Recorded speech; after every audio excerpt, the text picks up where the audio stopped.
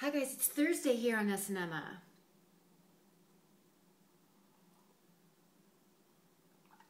Thursdays on SNMA, in case you didn't already know, is when I give you advice.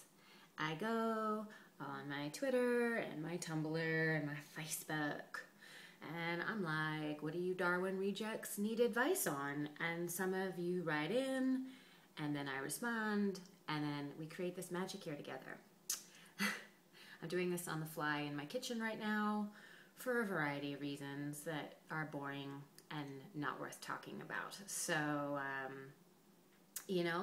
okay, let's get started, shall we?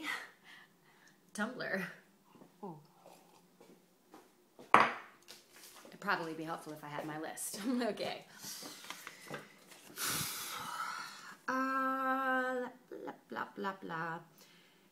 Pink florets.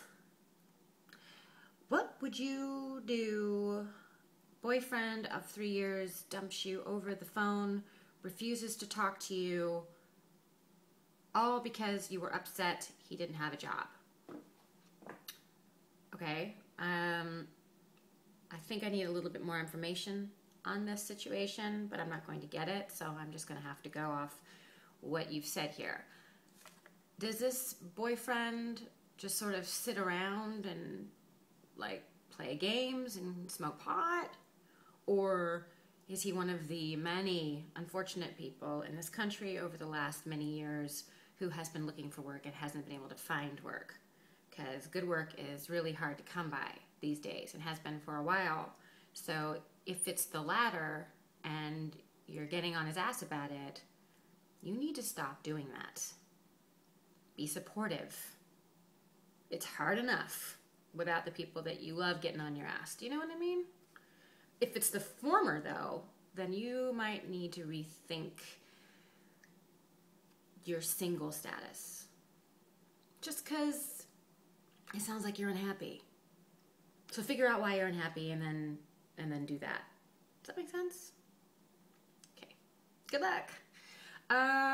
Faded constellations. What are some of the simple life lessons, pieces of wisdom that you've learned over the years?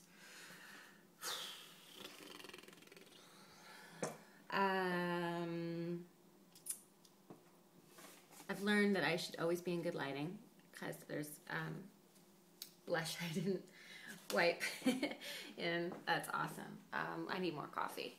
What are some simple life lessons? That I'm not always right. As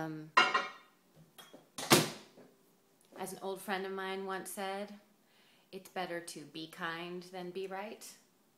Words to live by right there. Oh, by the way, I am using the microwave. I know I told you not to use the microwave because it kills all the goodness out of everything that you digest or ingest, rather.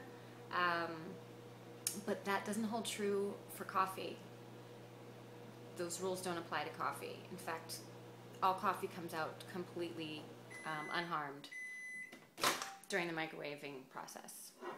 Okay? At least that's what I tell myself. What's another thing? Trust your instincts because they are almost always right and people really don't change. Truth. Okay, I've got time for one more.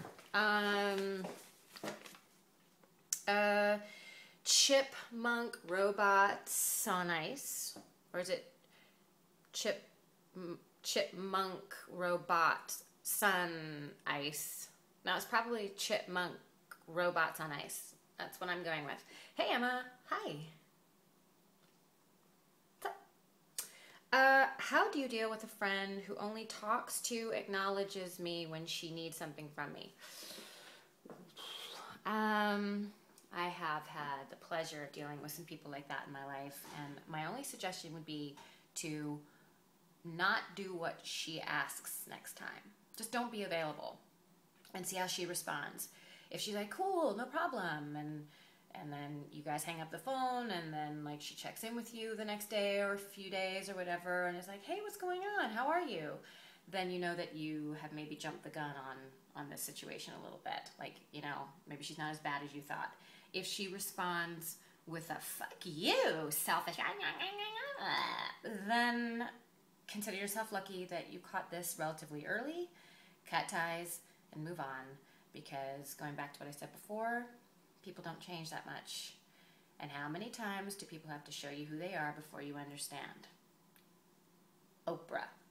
In case you didn't get that, that was quotations. I don't know if that's a direct quote, but it's pretty darn close. Okay, guys, that was a super fun Thursday S&Emma. I hope you learned something here. I know I did.